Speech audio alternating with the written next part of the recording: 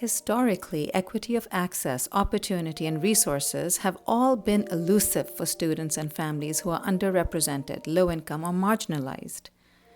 Unjust practices and disparities remain pervasive.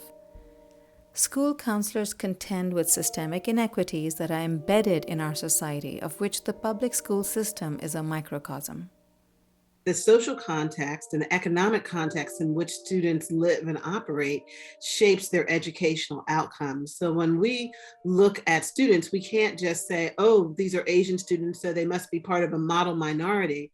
We have to look at the specific and unique context of children. So when we talk about social justice, that is critically important. Sort of recognizing the supports that some students have, the supports that some students may not have, and how do we sort of stand in the gap to help children and to eliminate barriers. This is a largely Latino community. I'd say our students are about 90% Latino. They're low income for the most part. We're about 90% free and reduced lunch, and about 60% of our students are below the federal poverty level, which is twice as poor, twice as low income. Also, many of our parents are immigrants. They don't have much formal education, maybe elementary school in another country, and that's it.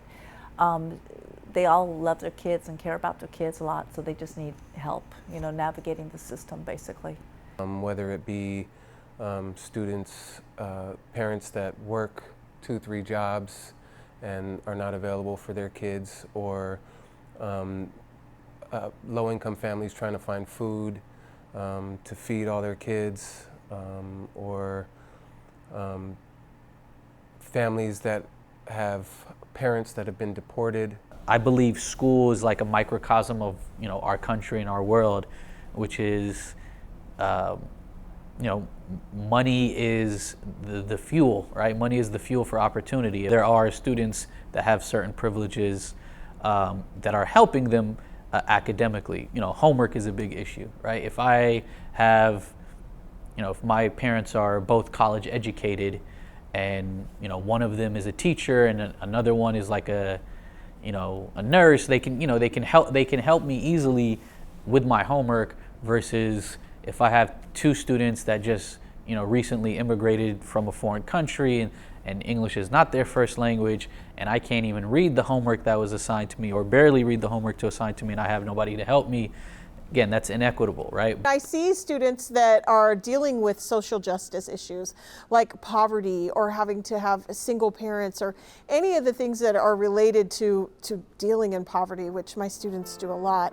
If the child didn't eat the night before, we have situations where some children don't eat, right? How can we teach a child that's hungry? If a child didn't sleep the night before, how can we effectively teach a child that's not sleeping? If the child is dealing with trauma at home, how can we deal with a child when there's trauma really in front of them?